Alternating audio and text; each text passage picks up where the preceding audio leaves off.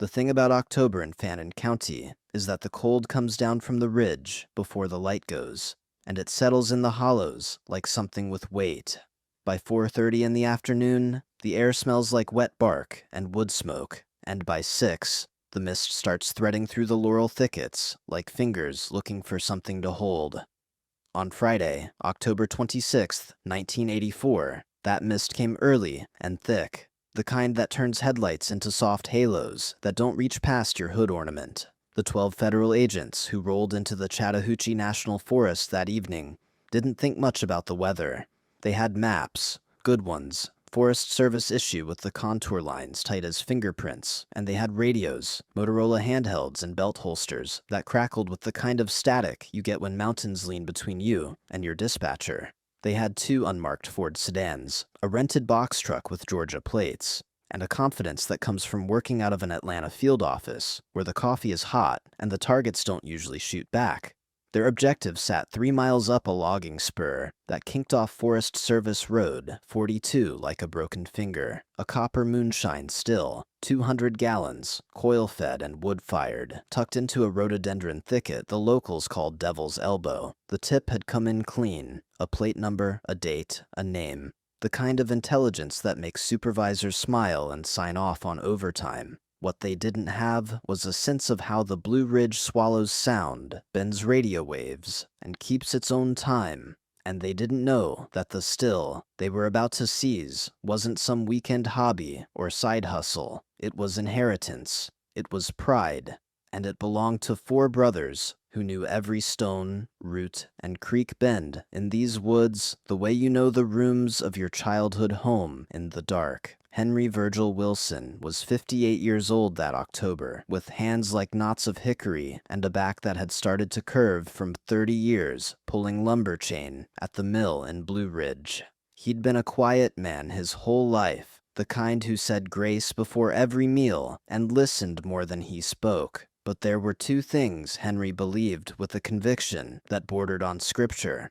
Family comes first, and the mountain takes care of its own if you know how to listen. Henry had 4 sons, and he'd raised them the way his father raised him. Church on Sunday, work on Monday, and respect for the dead every day in between. Eli, the eldest at 35, was built like his father, but with sharper edges. He didn't smile much, didn't waste words, and when he looked at you, it felt like he was reading something written on the back of your skull. He'd done 2 tours as a machinist's mate in the Navy, and come home with steady hands and a hatred for people who gave orders without thinking them through.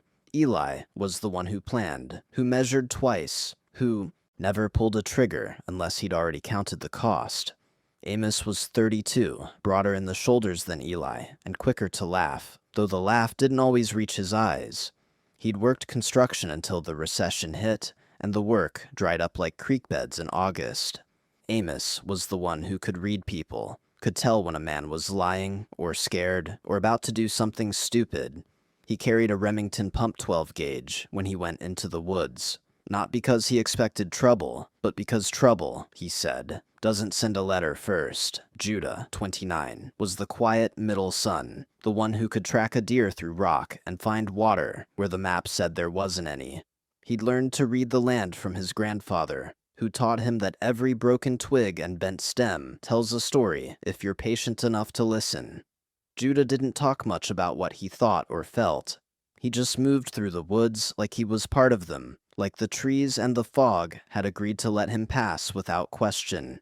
Seth, the youngest at 24, still had some of the boy in him, quick to grin, quick to defend, quick to assume the best in people until they proved otherwise. He carried a Ruger .357 revolver his uncle had left him, and he was still learning the difference between being tough and being ready. Henry worried about Seth sometimes, worried he'd inherited too much heart and not enough caution. The still wasn't theirs by accident. It had been built piece by piece over 3 years, the copper salvaged from roofing jobs, and bought with money orders at scrapyards in Ellijay and Blairsville. The pot held 200 gallons when it was running full, and the coil, the worm, as they called it, was hand-braised with a torch, and a patience that can't be taught. It sat above a cold spring in a rhododendron tunnel so thick you couldn't see 10 feet in any direction.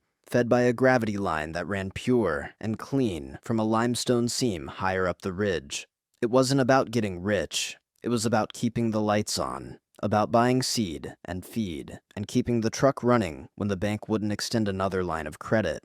It was about the way Henry's father had done it, and his father before him, back when the law was a man on a horse, who didn't come around much and didn't ask questions if you kept your business quiet. But times had changed. The law came in sedans now, with radios and warrants, and it didn't care about tradition or necessity, or the fact that every jar they produced was sold locally, to people who knew them by name and paid in cash, because that's how things worked up here. The DEA task force hit Devil's Elbow at 7:45 p.m., just as the last of the daylight bled out behind Springer Mountain.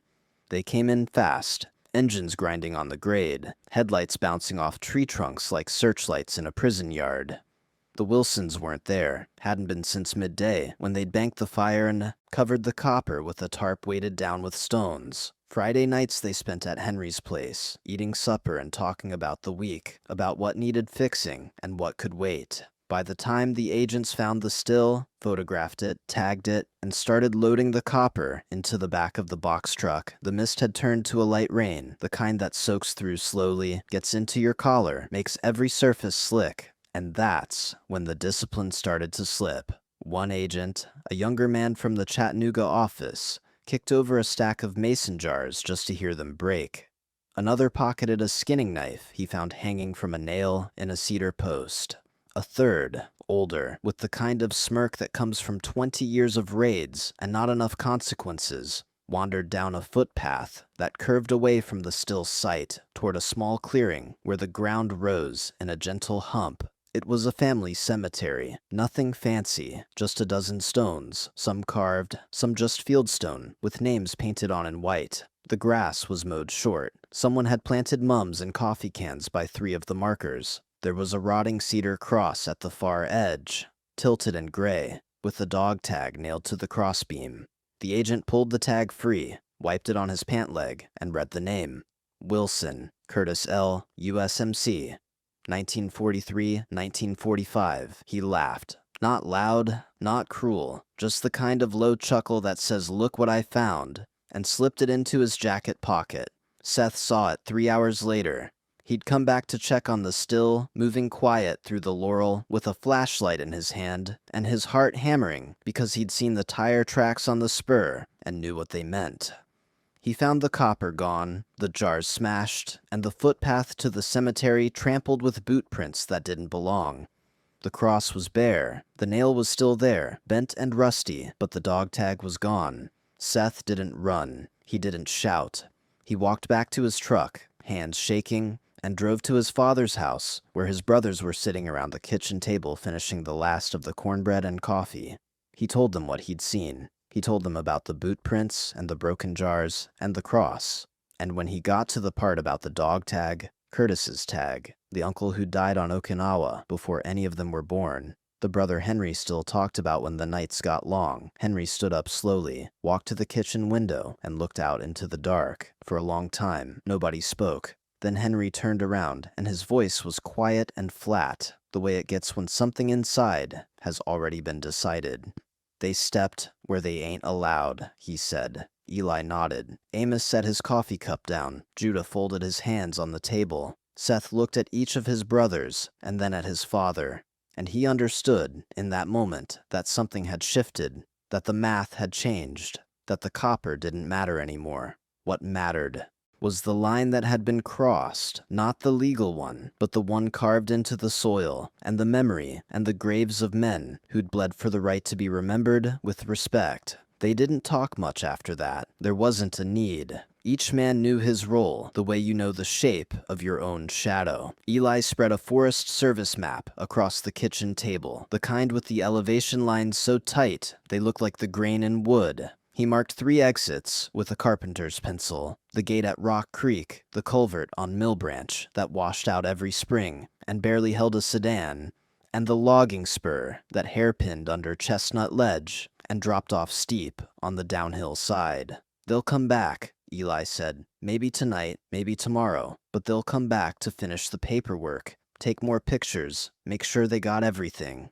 "Or they'll run," Amos said. "They won't run," Eli replied. "They think they're done. They think this is over." Henry stood by the stove, one hand on the counter, staring at nothing.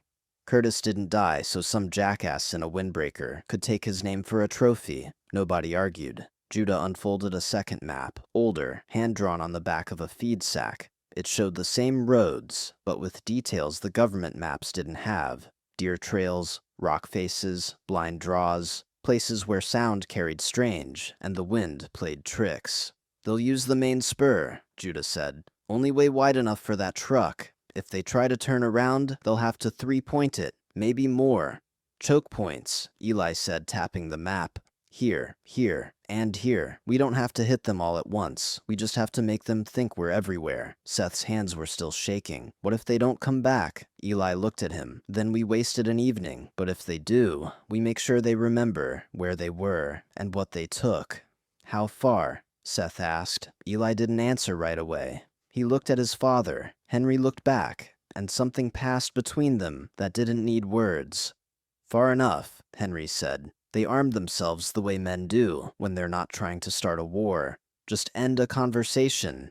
Eli took his Winchester bolt action, a 30-06 he'd used to drop deer at 300 yards on clear mornings when the air was still. He loaded it with soft-point rounds, 165 grain, the kind that don't pass through clean. Amos grabbed his Remington 12-gauge, the pump he used for turkey and hogs, and anything that got too close to the henhouse. Double-aught buck, 9 pellets per shell, devastating at close range. Especially in the tight timber where you couldn't see past the next tree. Judah carried his Marlin lever action, 30-30, a brush gun, short and quick, reliable even in rain. He'd killed more deer with that rifle than he could count, and he trusted it the way you trust your own breath. Seth checked the cylinder on his Ruger 357, loaded it with hollow points, and tried not to think too hard about what came next. They didn't wear masks or gloves or tactical gear. They wore the same jackets they always wore, the same boots, the same hats. They tied white scraps of cloth to their belt loops so they could see each other in the fog and dark. Henry didn't carry a gun. He stayed behind, sitting at the kitchen table with his Bible open and a mug of cold coffee in his hand. And he prayed, not for forgiveness, but for clarity, for the strength to live with what his sons were about to do in his name. By 9:30, the 4 brothers were positioned along the logging spur, spread out in a loose line from the Devil's Elbow thicket, all the way down to the gate at Rock Creek. They didn't talk, they didn't smoke, they just waited, listening to the rain tap the leaves and the creek run high and fast in the draw below.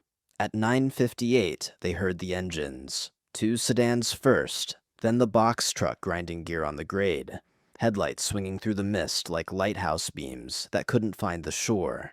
Eli lay flat on a shelf of granite above the road, his rifle resting on a folded tarp, his breathing slow and even. He watched the lead sedan roll past, counted 3 men inside, saw the glow of a cigarette in the back seat.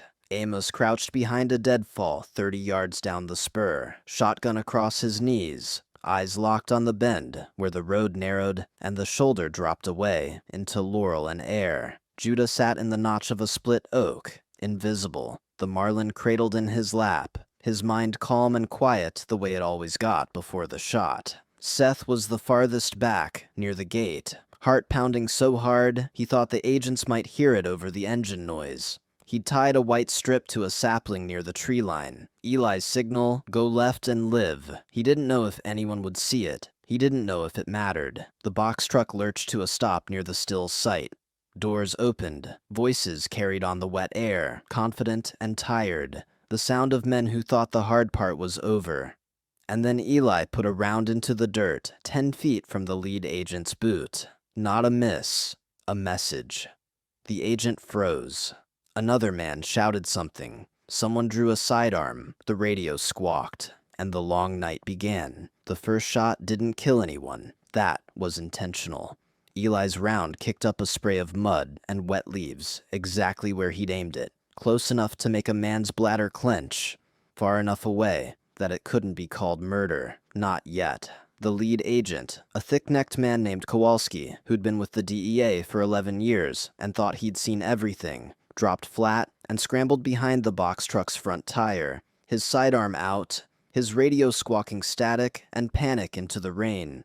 Shots fired, shots fired. Rock Creek Access Road. Multiple. The transmission cut out. The ridge behind them ate the signal like it ate sound, like it ate light, like it ate the confidence of men who'd grown up where the land was flat and the roads were straight. Amos watched from his deadfall perch as 3 agents spilled out of the second sedan and took cover behind the open doors. One of them fired twice into the tree line, aiming at nothing, aiming at the idea of threat. The muzzle flash lit up his face for a half second. Young, pale, eyes too wide. The round snapped through branches and disappeared into the dark. Judah didn't move. His father had taught him that the first man to panic is the first man to die, and the second man to move is the first man to win. He stayed perfectly still in the split oak, his Marlin resting in the V of the trunk, his breath slow and shallow, watching the way the agents clustered and pointed and tried to make sense of a threat they couldn't see. Seth, crouched near the gate with his revolver in both hands, felt his pulse hammering in his temples. He'd never shot at a man before. He'd shot deer, hogs, coyotes, a rabid dog once that had come snapping and frothing into his grandmother's yard, but never a man. And now there were 12 of them, armed and trained and terrified, and his brother had just fired the first round in something that couldn't be taken back. He thought about his father sitting at the kitchen table with his Bible and his cold coffee. He thought about Curtis's dog tag, bent and dull, pocketed like a joke. He thought about the boot prints on the cemetery path, and he stayed where he was. An hour earlier, before they'd left the house, Eli had made everyone stop and listen. They stood in the kitchen under the buzzing fluorescent light, rifles leaning against the counter, rain tapping the window, like fingers asking to be let in. Henry sat at the table, hands folded, watching his sons with eyes that had seen men come home from war and men who hadn't. "We go out there. We don't come back the same," Eli said. His voice was quiet, flat, the way it got when he was working through a problem in his head that didn't have a good solution. "So before we do this, we set the rules, and we don't break them, not for convenience, not for anger, not for anything." Amos nodded. Judah's face didn't change. Seth swallowed hard and tried to look like he wasn't scared. "No women," Eli continued. "No kids, no neighbors, nobody who didn't come up that road tonight with a badge and a plan to take what wasn't theirs." "What about the ones that run?" Seth asked. Eli looked at him.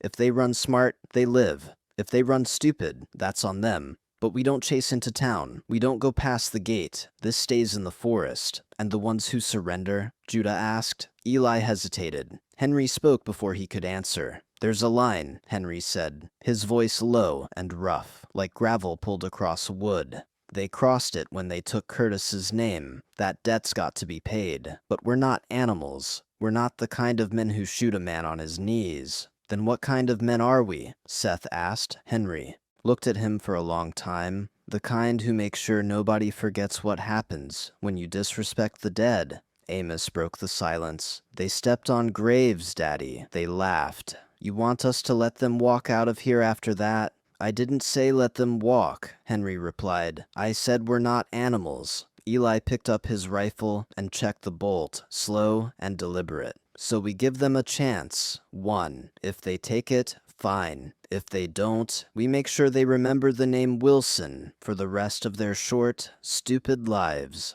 Seth wanted to ask what one chance looked like when you were shooting at men in the dark, but he didn't, because deep down, he already knew the answer. The chance wasn't for them to escape. It was for the Wilsons to sleep at night after this was over, if it ever was. Eli had spent 3 days studying the maps before the bust ever happened. Not because he knew it was coming, he didn't, but because knowing the land was a religion in the Wilson family, and Eli was devout. The logging spur that led to Devil's Elbow was officially called Forest Service Road 42C, but nobody who lived in Fannin County called it that. They called it the Spine because it ran along a narrow hogback ridge with steep drops on both sides and only 3 ways out. The first exit was the Rock Creek Gate, a sagging chain-link barrier that could be cut or driven through but couldn't be missed. It sat at the bottom of the grade, where the spur met the paved county road that led back toward Blue Ridge and civilization. If the agents wanted to leave the easy way, they'd have to go through that gate. The second exit was the Mill Branch Culvert, a rusted metal pipe set into a creek crossing that had washed out twice in the last 5 years, and barely held a sedan on a dry day. In the rain, with the creek running high, it was a gamble. You could make it across if you were lucky, or you could drop a wheel and spend the night waiting for a tow truck that wouldn't come until morning. The third exit was the logging spur that hairpinned under Chestnut Ledge, a granite overhang that loomed like a broken tooth above the road.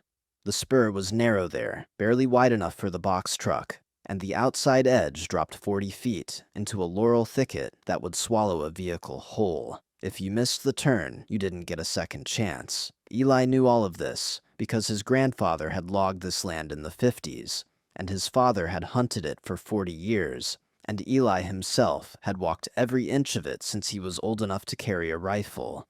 He knew where the road widened and where it pinched. He knew which bends held mud and which held rock. He knew where sound bounced and where it died. And he knew that 12 men who didn't belong here, who'd never set foot in these woods before tonight, who were relying on paper maps and radio chatter and the assumption that the road would take them home, those men were already lost.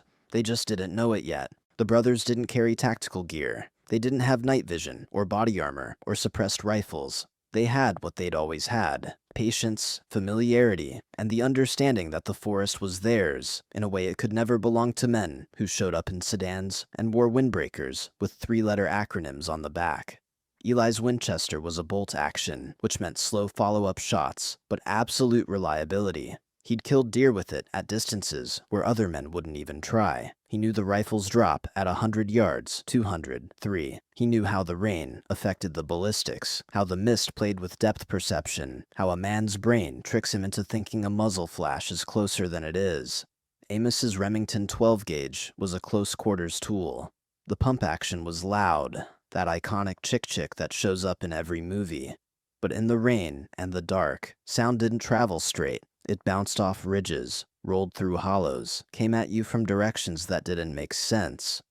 Amos had hunted turkey in these woods since he was 12, and he knew how to move without sound, how to wait without twitching, how to judge distance in thick timber where you couldn't see past the next tree. Judah's Marlin 30-30 was a brush gun, designed for fast shots in dense cover. The lever action was quick, quieter than a pump shotgun, and the caliber was big enough to drop a 200-pound buck with one well-placed round. Judah had been still hunting since he could walk, learning to read the woods the way other kids learned to read books. He knew which logs would hold weight and which would crack. He knew which draws held water and which held air pockets, where scent and sound pooled like fog. Seth's Ruger .357 revolver was the shortest range weapon of the 4, but it was also the most personal. You didn't shoot a man with a revolver from 300 yards. You shot him from 30, maybe less. Close enough to see his face, close enough to hear him breathe.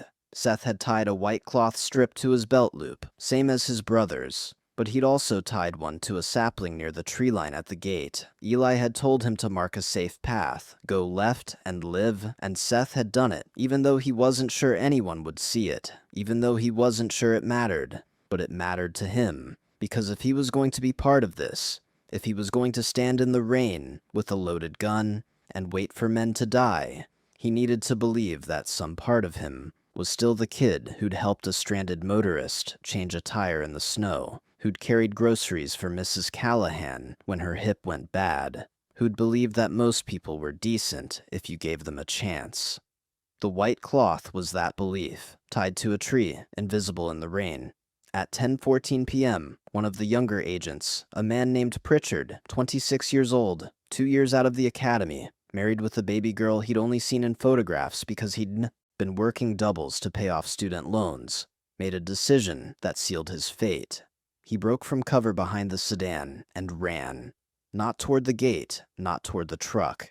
He ran uphill, into the tree line, because his training had taught him that high ground was safety, that concealment was survival, that the shooter was probably where the muzzle flash had been, and the muzzle flash had come from downslope. His training was wrong. Judah saw him coming from 60 yards away, a dark shape moving fast and clumsy through the laurel, boots slipping on wet leaves, breath loud enough to carry. Judah didn't move. He just watched through the Marlin's iron sights as the man stumbled, caught himself on a tree trunk, and kept coming. Pritchard didn't know he was running toward the brothers. He thought he was running away. He made it another 20 yards before he stopped, chest heaving, and crouched behind a rotted stump. He keyed his radio, whispered into it, got nothing back but static. He tried again, still nothing. The ridge was between him and the repeater tower, and the batteries in the Motorola handhelds didn't hold up well in the cold and wet.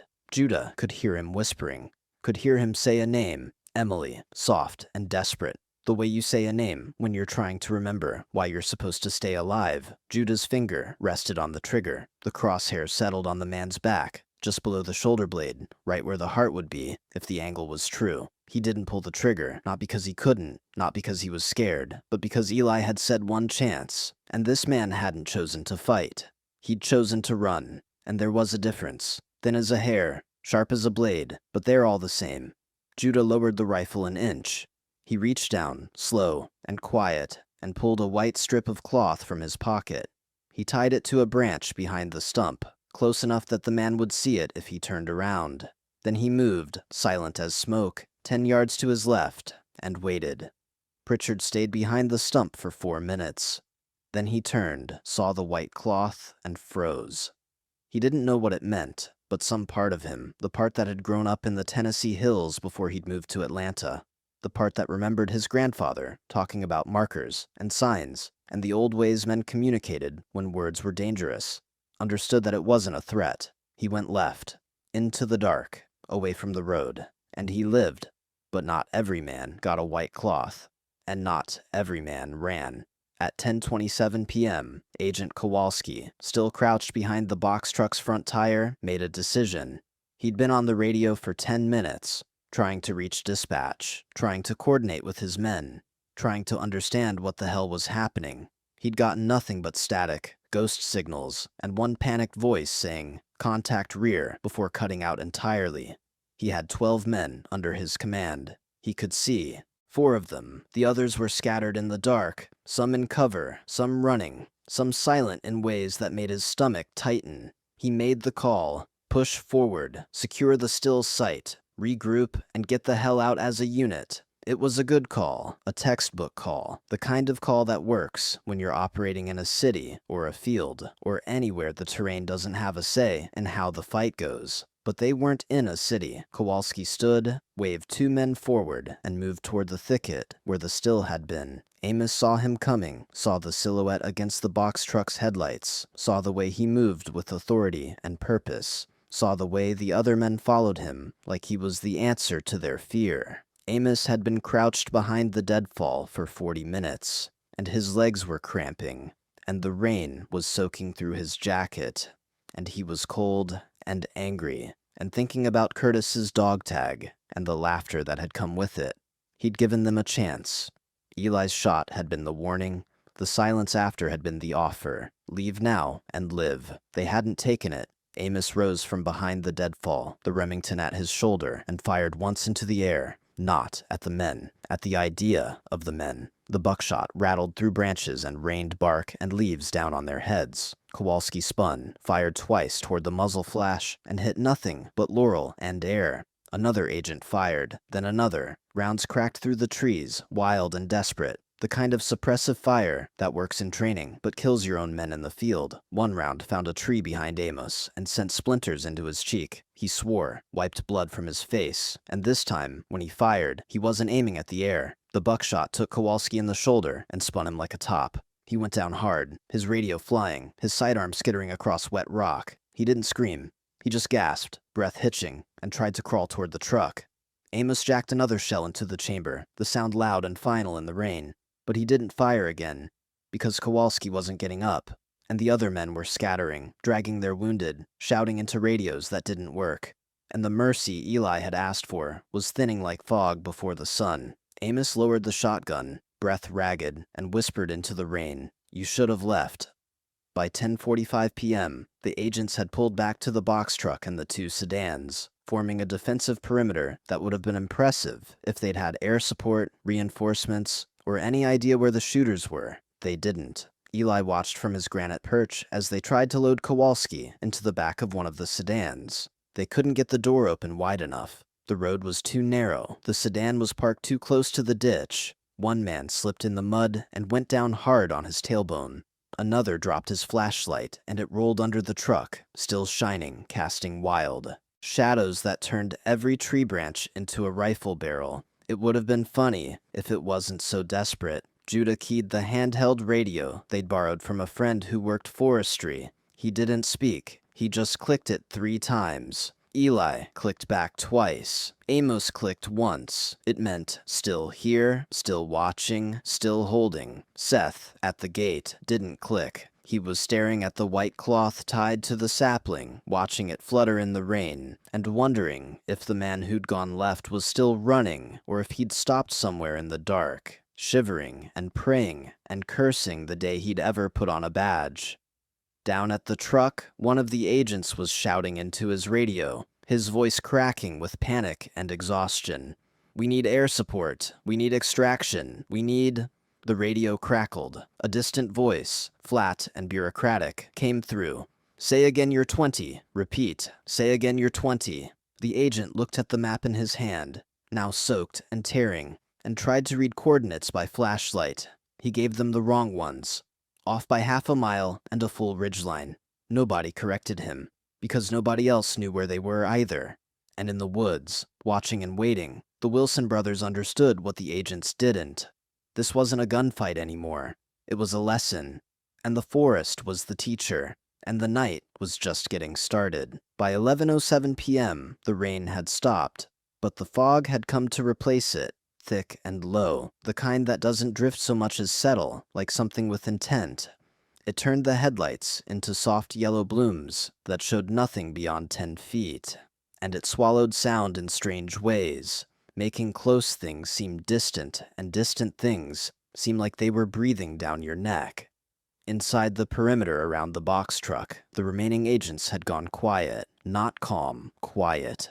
The kind of silence that comes when men realize their training didn't prepare them for this, when the radio keeps spitting static and wrong coordinates, when every shadow could be a man with a rifle, and every sound could be the last thing you hear. Kowalski was slumped in the back seat of the lead sedan, bleeding through a field dressing that one of the younger agents had applied with shaking hands. His breathing was shallow and wet, and every few minutes he'd try to say something. Coordinates, orders, a name, but the words came out slurred and backwards. The senior agent still standing, a man named Vickers, who'd worked fugitive apprehension in Miami before transferring north for the slower pace and better schools, was trying to think his way out of a situation that didn't respect thinking. "We move as a unit," he said, his voice low and steady, trying to project a confidence he absolutely did not feel. "2 per vehicle. We leave the box truck. It's stuck anyway. We back down the spur in convoy. Lights off, slow, and controlled. Anybody breaks line, we all stop. Nobody goes cowboy. Understood?" Heads nodded in the dark. Nobody spoke.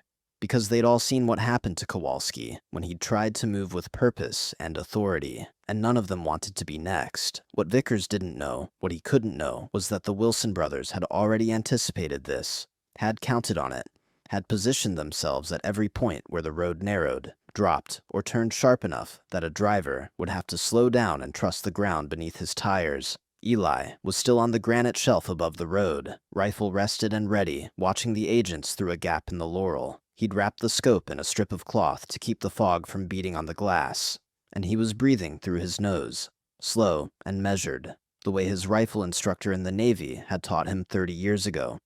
Amos had moved since the last shot, working his way down slope through the dark by feel and memory, every step placed with the kind of care you learn when a broken stick means a lost deer or a lost life. He was crouched now, behind a tangle of blowdown near the Mill Branch culvert, shotgun across his knees, listening to the creek run fast and angry below. Judah had climbed higher, into the notch of a ridge where he could see both directions at once, back toward the still sight, and forward toward the hairpin under Chestnut Ledge. He tied white strips to 3 different trees, markers for paths that led away from the kill zones, routes that a smart man or a lucky man might see and take.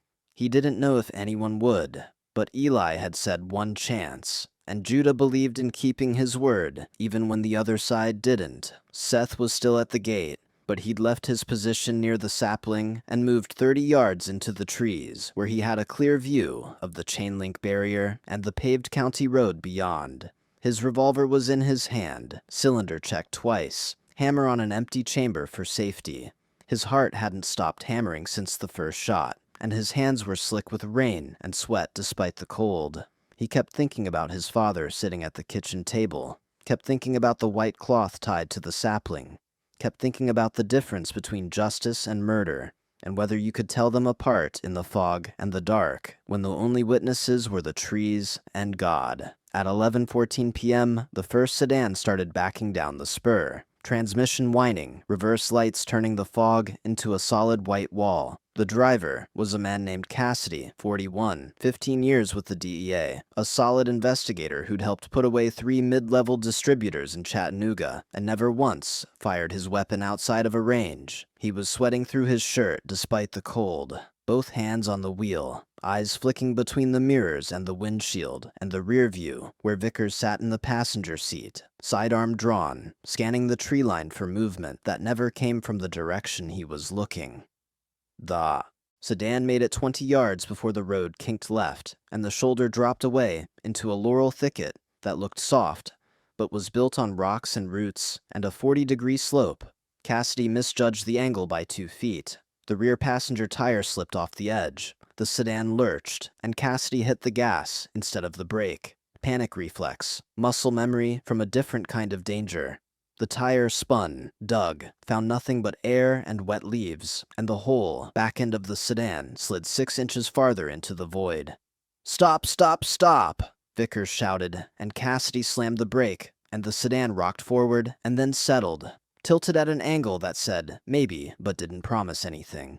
"Back it out," Vickers said. "Easy, just easy." Cassidy shifted into drive, eased forward 2 feet, shifted back into reverse, and tried again.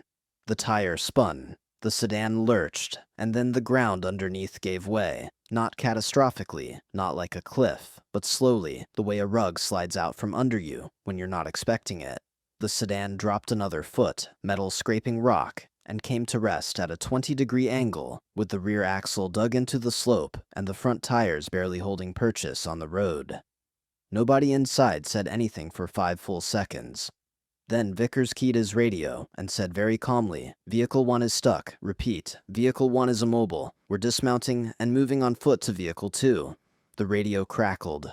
A voice came back, too distant and too garbled to understand. Vickers didn't bother trying to clarify.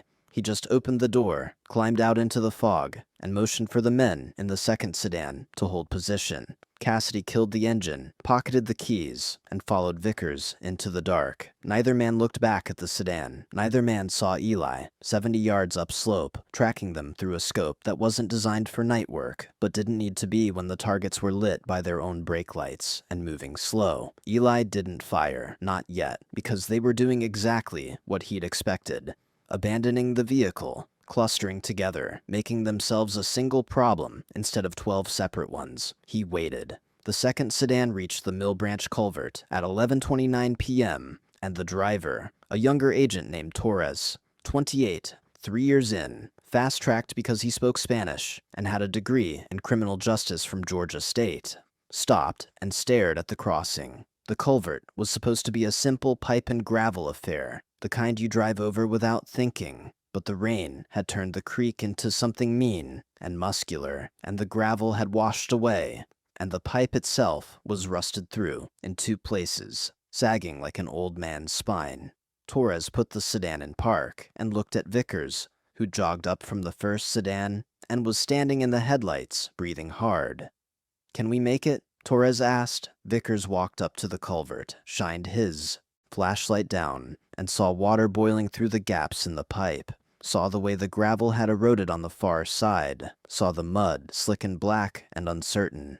"We don't have a choice," Vickers said. Torres put the sedan in drive, eased forward, and felt the front tires drop onto the culvert with a hollow thunk that said this was a bad idea in a night full of bad ideas. The pipe held for 3 seconds. Then the front driver's side dropped 6 inches as the rusted seam gave way, and the sedan pitched forward and left, nose down, like it was trying to drink from the creek. The undercarriage scraped metal on metal, the front axle caught on the edge of the culvert, and the engine revved high and helpless as the wheels spun in open air. Torres tried reverse. The transmission screamed. The sedan didn't move. "Out," Vickers said. "Everybody out, now." The doors opened, and 4 men spilled into the fog and the mud. And that's when Amos made his presence known. He didn't fire. He didn't shout. He just racked the pump on the Remington. Chick chick, and the sound cut through the night like a blade through silk.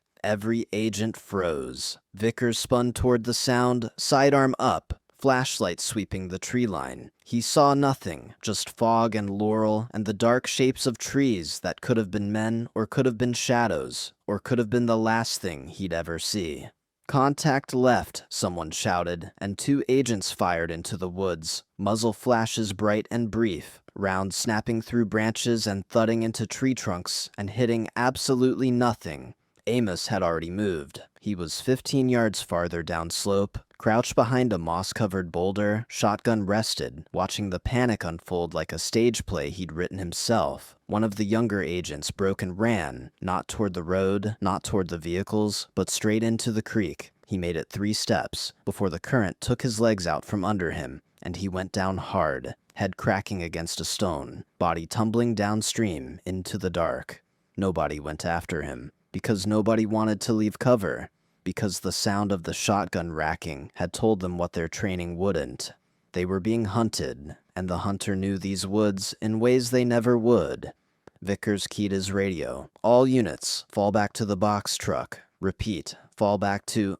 Static. Then silence. He tried again. Nothing. The battery was dead, or the repeater was out of range, or God had stopped listening. Vickers looked at the 3 men still with him, saw the fear in their eyes, saw the way their hands shook and their breath came fast, and he made a decision that was equal parts courage and desperation.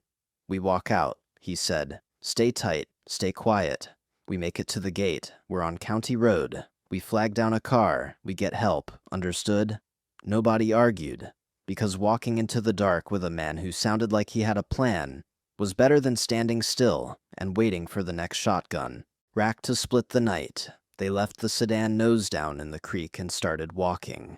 The box truck never made it past Chestnut Ledge. The driver, an agent named Ruiz, who'd been reassigned from a desk job in Atlanta because the field office was short-staffed, and he'd driven trucks in the Army 20 years ago, had been white-knuckling the wheel since the first shot.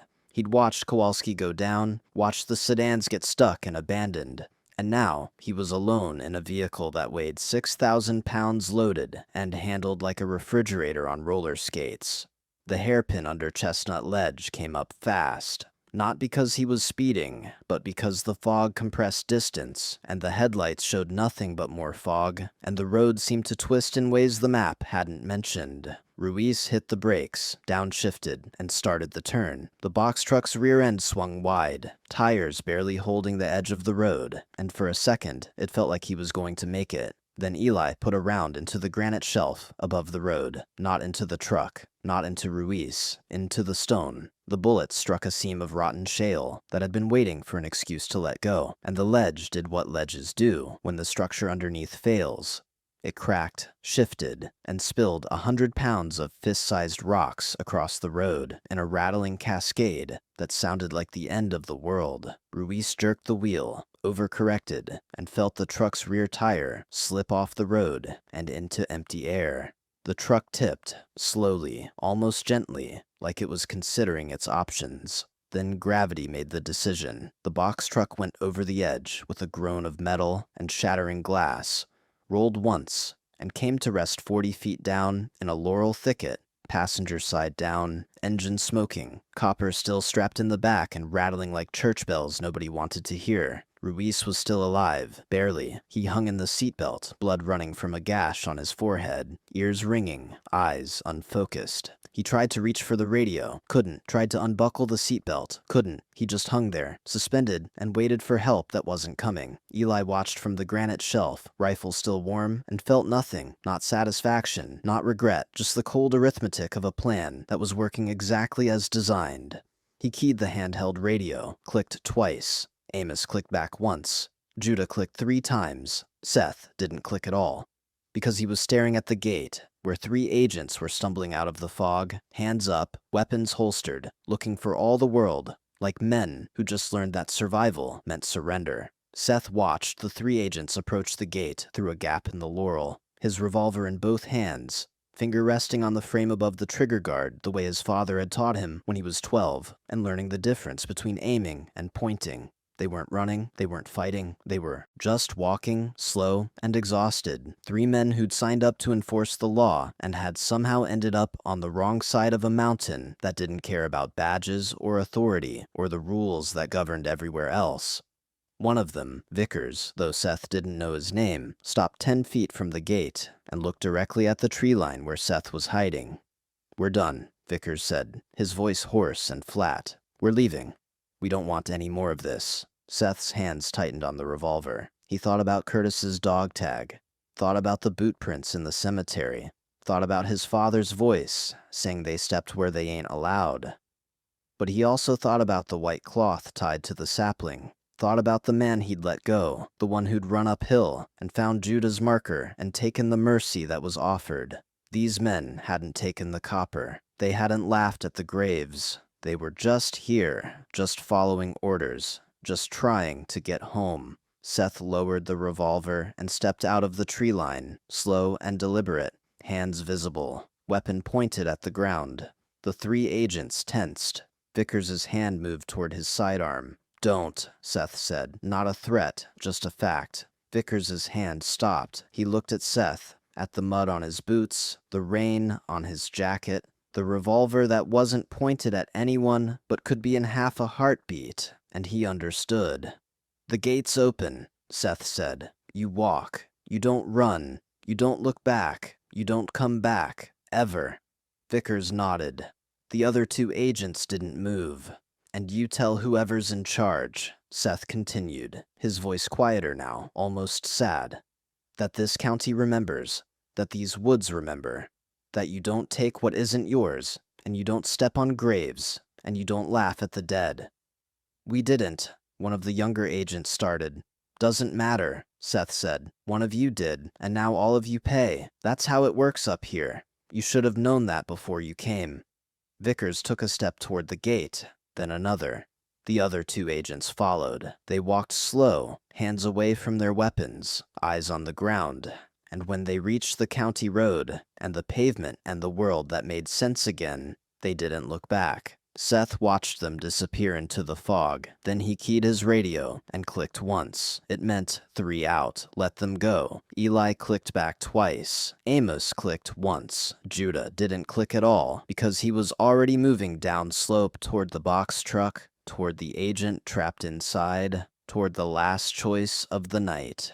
Judah found Ruiz at 12:47 a.m., still hanging in the seatbelt, barely conscious, breathing in shallow gasps that rattled with something that sounded like broken ribs or punctured lungs or both. The box truck was a wreck. The windshield was gone. The driver's side door was crumpled like a beer can. The copper in the back had shifted and broken through the straps, and jars of moonshine had shattered and soaked the truck bed with clear liquid that smelled like regret and wasted time. Judah approached slow, Marlin at low ready, and looked in through the shattered windshield. Ruiz's eyes found him, focused, unfocused, focused again. "Please," Ruiz whispered. "I got kids." Judah didn't say anything. He just stood there, rifle in his hands, fog curling around his boots, and thought about the plan. About the rule, about what his father had said. "We're not animals." He thought about Curtis's dog tag, about the laughter, about the boot prints on the graves. And then he thought about his own kids, 2 boys, 8 and 6, who didn't know their father was standing in the rain with a rifle in his hands and a choice in his heart that would define him for the rest of his life. Judah slung the rifle, climbed up on the truck's undercarriage, and reached through the broken windshield. He found the seatbelt buckle, pressed the release, and caught Ruiz as he fell. "Can you walk?" Judah asked. Ruiz nodded, tried, couldn't. Judah pulled him out of the truck, draped Ruiz's arm over his shoulder, and half carried, half dragged him away from the wreck and up toward the road. It took 20 minutes. It felt like hours. Every step was a choice. Every breath was a risk. When they reached the road, Judah lowered Ruiz to the ground, leaned him against a tree, and took a strip of white cloth from his pocket. He tied it to a branch above Ruiz's head. "Someone'll find you by morning," Judah said. "Maybe sooner. You tell them what I told you. Don't come back. Don't ever come back." Ruiz looked up at him, blood on his face, tears in his eyes, and nodded. Judah turned and walked back into the fog. By 1:30 a.m., the Wilson brothers regrouped at the granite shelf where Eli had fired the first shot. They didn't speak at first. They just stood there, breathing hard, rifles in hand, listening to the forest settle back into itself. "How many?" Eli finally asked. "3 at the gate," Seth said, "alive, walking." "1 at the truck," Judah said. "Alive, barely." "2 at the culvert," Amos said. "1 drowned, 1 ran, don't know where." Eli did the math in his head. 12 agents, 3 walking, 1 at the truck, 1 drowned, 1 missing. That left 5 unaccounted for. "Kowalski?" Eli asked. "Still in the sedan," Amos said. "Didn't see him move." They walked back to the first sedan, the one stuck on the slope with the rear tire off the road. The driver's side door was open. The interior light was on, dim and flickering. Kowalski was slumped in the back seat, eyes closed, chest still. Eli checked for a pulse, found none. "Bled out," he said quietly. Seth turned away and vomited into the laurel. Judah put a hand on his shoulder, didn't say anything, didn't need to. Amos stared at Kowalski's body and thought about the dog tag, thought about the laughter, thought about the line that had been crossed, and the price that had been paid, and whether any of it mattered now that the dead were dead, and the living would have to carry the weight. "We go home," Eli said. "We don't talk about this. Not to each other, not to anyone. We wait. And when they come, because they will come, we don't run. Understood?" 3 heads nodded in the fog. They walked back to their trucks, parked a mile away on a fire road that didn't show on any map, and they drove home through the dark and the rain that had started again, and none of them said a word the entire way. Behind them, the forest held its secrets and its dead, and the fog rolled down from the ridge like a curtain closing on a play nobody wanted to see again. Dawn came to Fannin County at 6:42 a.m. on Saturday, October 27th, 1984, and it came without mercy. The fog had lifted sometime around 4, pulled up into the sky like a sheet off a body, and what it revealed was the kind of scene that makes deputies throw up in the ditch and photographers set their cameras down and walk away before taking the first shot. The first patrol car to reach the Rock Creek Gate belonged to Deputy Martin Haywood, 53 years old, 30 years with the Fannin County Sheriff's Office, a man who'd seen car wrecks and hunting accidents, and 1 murder-suicide back in '79 that still gave him nightmares. He'd gotten the call at 5:17 a.m., federal agents missing, possible officer down, last known location Forest Service Road, 42C, and he'd driven up the mountain with his stomach tight and his hand on his sidearm, expecting trouble but not understanding the shape it would take. He found the first sedan at 6:58 a.m., tilted into the slope with the rear tire hanging over nothing, driver's door open, interior light dead now, battery drained. He approached slow, hand on his weapon, calling out, "Sheriff's Office," in a voice that echoed back wrong in the morning stillness. Nobody answered. He looked inside and found Kowalski in the back seat, eyes half open, skin the color of old newspaper, a field dressing soaked through and black with dried blood. Haywood checked for a pulse out of habit, found nothing, and keyed his radio with hands that shook despite 3 decades of training. "Dispatch, this is Unit 7. I got a 1054 at Rock Creek Access Road. Federal agent, male, approximately 50 years old. Gonna need the coroner and... He stopped, looked up the road, saw the second sedan nose down in the culvert, saw something that might have been a body in the creek below. Jesus. Dispatch. I'm gonna need everybody. State Patrol, GBI, everybody you got. The radio crackled. Copy that, 7. Are you in danger? Do you need backup? Haywood looked at the tree line, at the laurel and the oak and the pine standing quiet and patient in the morning light. And he felt the weight of something watching him that wasn't human and wasn't friendly. Yeah, he said quietly. Yeah, I think I do. By 9:30 a.m., the logging spur looked like a crime scene from a war zone. There were sheriffs, deputies and state troopers, and GBI agents in windbreakers that said different three-letter combinations, but all meant the same thing. Someone had crossed a line, and now the machinery of law enforcement was grinding into motion, with all the grace and subtlety of a freight train on a downgrade. The box truck was discovered at 7:45 a.m. by a Forestry Service helicopter that had been called in to search from the air. It sat 40 feet down the slope under Chestnut Ledge. Passenger side crumpled, cargo scattered, copper still strapped in place, like evidence at a trial that hadn't started yet. Ruiz was found 20 yards away, leaning against a tree, with a white cloth tied to a branch above his head and a pulse so faint, the first paramedic almost missed it.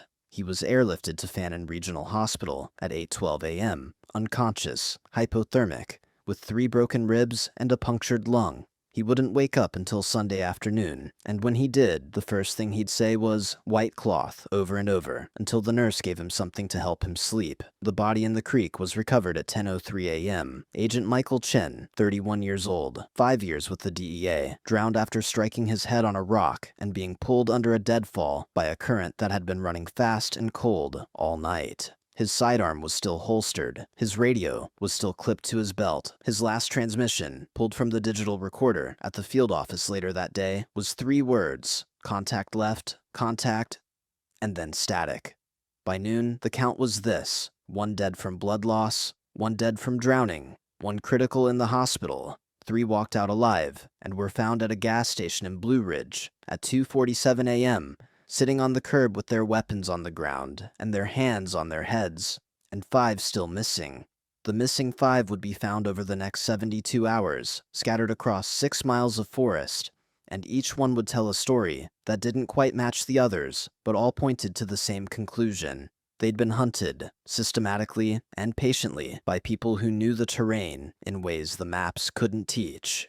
2 were found by search dogs on Saturday afternoon, huddled in a drainage culvert 3 miles from the still site, dehydrated and incoherent, babbling about shotguns and fog and white markers that didn't make sense. 1 was found Sunday morning on a fire road, walking in circles with no shoes and no memory of how he'd lost them. Another was found Sunday evening in a hunting blind that didn't belong to anyone the locals could name, wrapped in a tarp, and shaking so hard he couldn't hold the water bottle the paramedics gave him. The last one, Agent Dennis Pritchard, the 26-year-old who'd run uphill and found Judah's white cloth marker, walked into the sheriff's office on Monday morning, 48 hours after the shooting, wearing clothes that didn't fit and boots that weren't his. He refused to say where he'd been, refused to say who'd helped him. He just sat in the interview room, staring at the table, and when they asked him what happened, he said, "They let me go. I don't know why, but they let me go." When asked if he could identify his attackers, he shook his head. "It was dark. It was fog.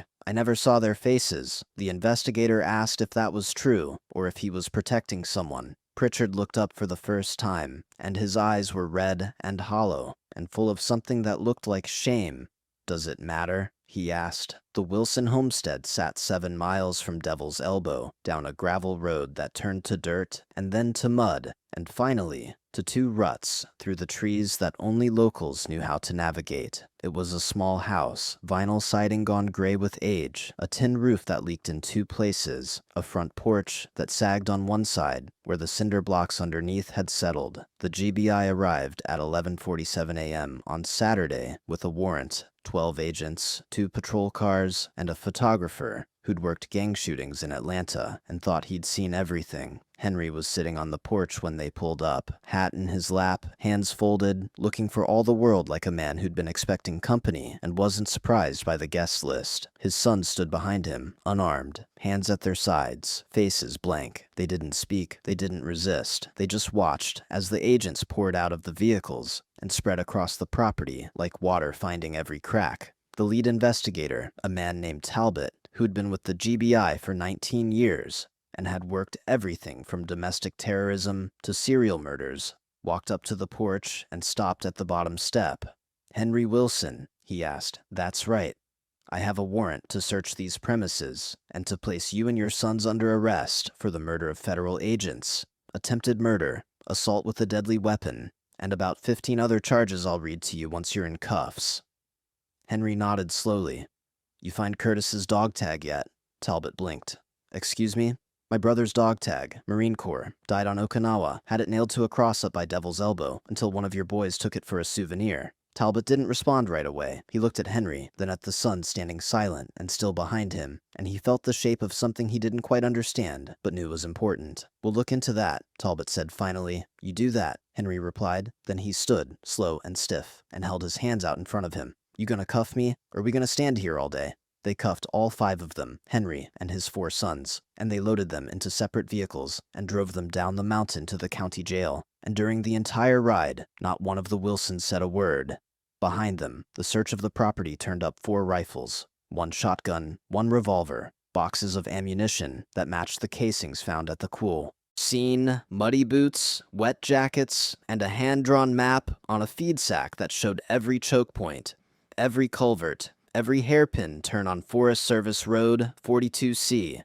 It was enough to prosecute. It was enough to convict. It was enough to put them all away for the rest of their natural lives.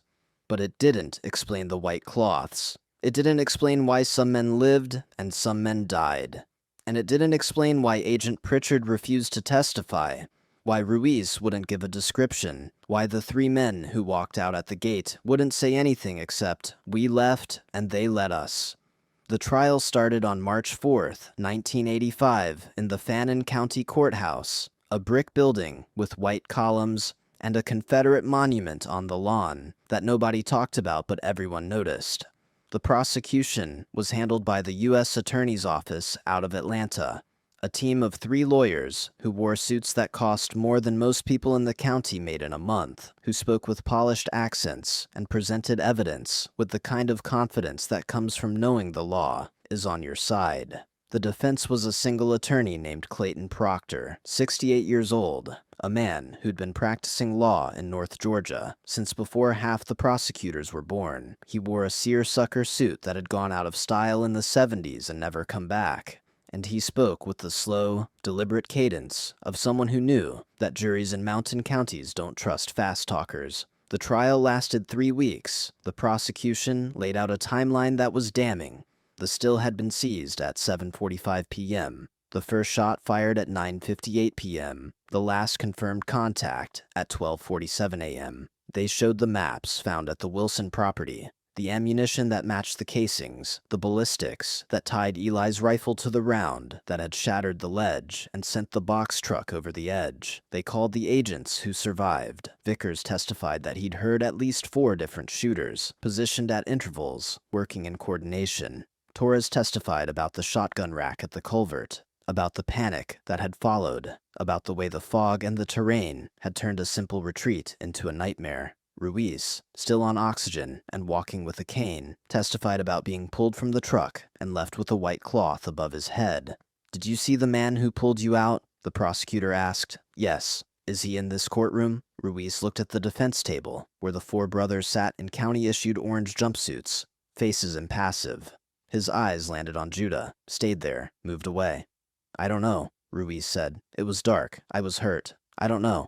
The prosecutor pressed. Ruiz didn't budge, and the jury noticed. The defense was simpler. Proctor called a pastor who said the Wilsons were good men, church-going men who'd help neighbors and never caused trouble. He called the mill foreman who said Henry had worked 30 years without missing a day. He called a school bus driver who testified that Eli had fixed her tire on a January morning when it was 15 degrees and sleeting, and he'd refused payment.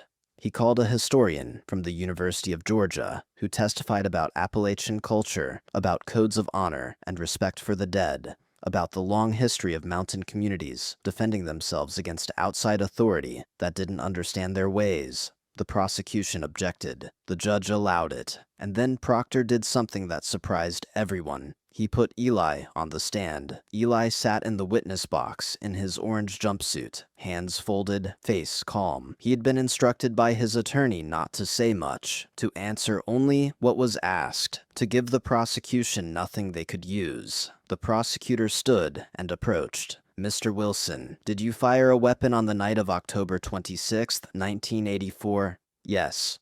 Did you fire at federal agents? I fired where I fired. Did you intend to harm those agents? Eli looked at the prosecutor, then at the jury, then at his father, sitting in the first row of the gallery, and something in his face shifted. Not regret, not pride, just a kind of tired honesty that comes when you've already decided the cost, and you're just waiting for the bill. They took my uncle's dog tag off his grave, Eli said quietly. They laughed about it. They stepped where they weren't supposed to step. We warned them once. They didn't listen, so we answered. The courtroom went silent. The prosecutor leaned in. You warned them. When? First shot. Could have hit any of them. Didn't. That was the warning. And when they didn't leave, you decided to kill them. We decided to make sure they understood that some lines don't get crossed without consequences. So you killed 2 men and tried to kill 10 others because of a dog tag. Eli's jaw tightened. We didn't kill anyone for a dog tag. We killed them because they disrespected the dead and thought they could walk away without answering for it. That's not how it works up here. That's not how it's ever worked. The prosecutor smiled, the kind of smile that means you just gave me everything I need. No further questions. Proctor stood for redirect. Eli, did you pull Agent Ruiz from that truck? No. Did one of your brothers? Yes. Why? Eli looked at his hands. Because we're not animals. We have a code, even when the other side doesn't. No further questions. The jury deliberated for 11 hours. They came back with guilty verdicts on all counts. 2 counts of second-degree murder, 9 counts of attempted murder, 4 counts of assault with a deadly weapon, conspiracy, weapons charges, obstruction of justice.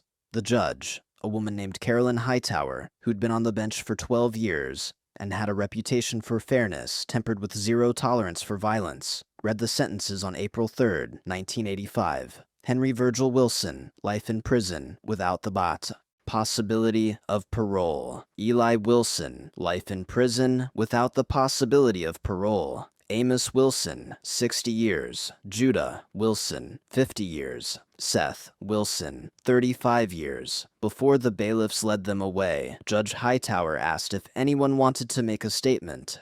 Eli stood. We did what we did. We don't apologize. And we'd do it again. The judge looked at him for a long moment. Then, you'll have plenty of time to think about whether that was worth it. Eli didn't respond. He just turned and walked toward the door, his brothers following, and the courtroom emptied in silence. Agent Kowalski left behind a wife and 3 daughters. The youngest was 7. She'd made him a bracelet out of yarn and plastic beads the week before he died, and he'd been wearing it when the buckshot took him in the shoulder and the blood took him an hour later. The wife kept the bracelet in a jewelry box and never opened it again. Agent Chen's parents, immigrants from Taiwan, who'd worked 2 jobs each to put their son through college, attended the trial every day. They sat in the front row and didn't speak to anyone, and when the verdict was read, they stood and walked out without looking at the defense table or the gallery or anyone who might have thought their son's death was justified by a code they didn't understand and didn't accept. Ruiz recovered, physically. He was discharged from the DEA on medical disability in June of '85, moved to Florida, and took a job as a security consultant. He never went hiking again, never went camping, never set foot on a mountain. In a rare interview, 15 years later, he said, I think about the man who pulled me out every day. I think about why he did it, and I still don't have an answer. Pritchard left the DEA in '86 and became a high school teacher in a flat part of Kansas, where the only elevation change was an overpass. He never spoke publicly about what happened, but his students said he kept a white cloth in his desk drawer, and sometimes, When he thought no one was looking, he'd take it out and just hold it. The 3 agents who walked out at the gate, Vickers, Torres, and a man named Sullivan, all stayed with the DEA, but none of them ever worked rural cases again. Vickers transferred to the DC office and did policy work. Torres moved to cybercrime. Sullivan took early retirement in '92 and moved to Oregon, where he told people he'd worked narcotics, and left out the part about the mountains and the fog, and the night he'd been given mercy he didn't understand. Henry Wilson died in the state prison hospital on November 3, 2004, 20 years into his sentence. He was 78 years old, pancreatic cancer. He refused treatment. His sons weren't allowed to attend the funeral. He was buried in the family cemetery near Devil's Elbow, in a plot next to his brother Curtis. Someone, no one ever said who, returned the dog tag before the burial. It was in a plain envelope in the mailbox at the old homestead, pitted and dull, the name still legible. It was buried with him. Eli is still in prison, as of this writing, serving his life sentence at Georgia State Prison. He's 75 years old. He doesn't grant interviews. He doesn't seek parole. He works in the prison library and reads history books and writes letters to his nieces and nephews that talk about weather and recipes. And never, not once, about October of '84. Amos was released in 2020 after serving 35 years. He moved to a small town in Tennessee, works part-time at a hardware store, and lives alone in a single-wide trailer. He doesn't talk about the trial, doesn't talk about the shooting. When people ask what he did before, he says carpentry and changes the subject. Judah is eligible for parole in 2035. He'll be 80 years old. He's been denied twice already. In his last parole hearing, the board asked if he felt remorse. He said, "I feel regret that it came to what it came to, but I don't regret defending what was ours." The parole was denied. Seth was released in 2019 after serving 34 years. He moved back to Fannin County, lives in a cabin on land that used to belong to his father, and works as a carpenter. He doesn't go near Devil's Elbow, doesn't go near the cemetery. When asked about the white cloths, about why some men lived, he just says, "We had a code, we kept it, that's all." The Wilson property sat empty for years after the arrests. The house sagged, then collapsed. The roof caved in during a snowstorm in '93. The porch fell in '97. By 2000, there was nothing left but a foundation, some cinder blocks, and a chimney standing alone like a headstone for a life that couldn't be rebuilt. Teenagers from Blue Ridge used to go up there on dares, said it was haunted, said you could hear voices in the wind and see lights in the trees that didn't come from flashlights or headlamps. The sheriff's office got called out a dozen times in the '90s for trespassing complaints that were never filed by anyone who owned the land. In 2006, a developer from Atlanta bought the property, sight unseen, with plans to build a cabin resort for tourists who wanted to experience the authentic Blue Ridge. He visited the site once, walked the foundation, saw the cemetery, with its weathered stones and bent crosses, and drove back to Atlanta the same day. He never returned. The property was sold at a tax auction 2 years later. No one bought it. As of this writing, the land belongs to the state. The foundation is gone, covered by kudzu and scrub pine. The cemetery is still there, maintained by someone, no one admits to it, who mows the grass twice a year and replaces the flowers by Curtis's stone every Memorial Day. Locals don't go there. Tourists don't know it exists. And the forest has taken back what was always hers. Was it murder? Yes. By the legal definition, by the jury's verdict, by the sentences handed down, it was murder. Was it justified? That depends on who you ask.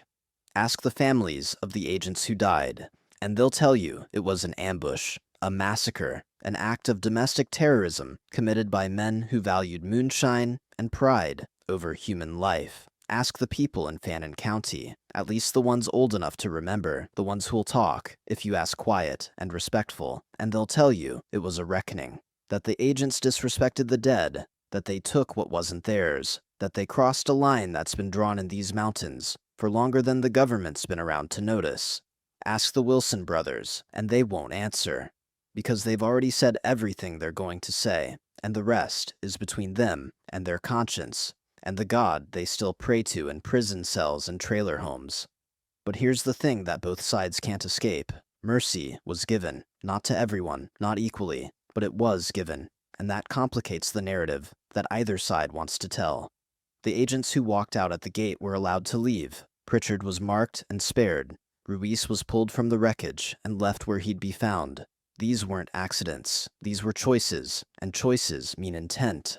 And intent means the Wilson brothers weren't mindless killers. They were men with a code, executing a plan, drawing lines, even in the middle of violence. Does that make it better? No. Does it make it worse? Maybe. Does it make it understandable? That's the question that kept the jury deliberating for 11 hours, and keeps people in Fannin County arguing about it 40 years later. The official record calls it the Georgia Mountain Massacre. The case files are sealed. The evidence is in a warehouse in Atlanta. The transcripts are available through Pacer, if you know where to look, and don't mind paying the fees. But the story that lives in Fannin County is different. It's the story of 4 brothers who defended their heritage against an authority that didn't respect it. It's the story of a dog tag taken as a joke and returned in a coffin.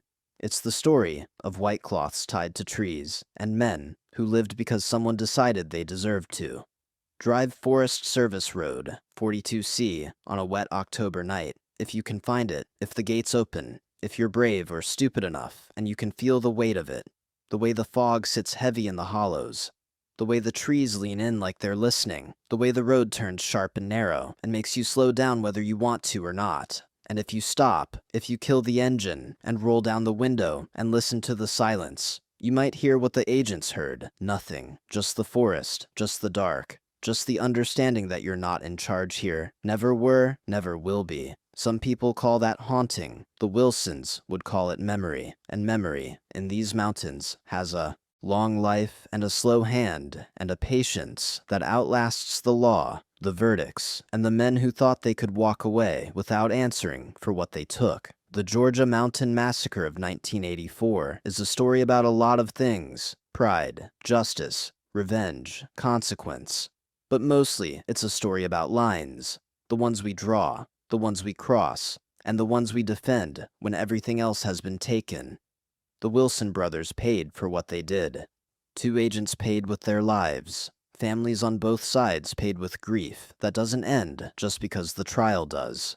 And somewhere in Fannin County, on land that doesn't belong to anyone anymore, there's a cemetery with stones that say Wilson in letters worn smooth by rain and time, and a cross with a dog tag nailed back where it belongs, and a forest that remembers every shot, every choice, every moment when mercy was given or withheld. Was it worth it? Henry never answered that question. Eli said he'd do it again. The jury said it was murder. The mountains, as always, refused to comment. You'll have to decide for yourself, and whatever you decide, keep this in mind. The law governs the courthouse. The code governs the mountain. And when those 2 things collide, the only certainty is that someone pays a price that can't be measured in years, or verdicts, or graves. If this story made you think, made you uncomfortable, made you question where you draw your own line, hit like, subscribe, and drop your thoughts in the comments. Keep it respectful. Real people bled in this story, real families grieved, but the questions it asks are still worth asking. Thanks for listening, and remember, some lessons are written in stone, others are written in fog and blood, and white cloth tied to branches nobody talks about. Be careful which ones you ignore.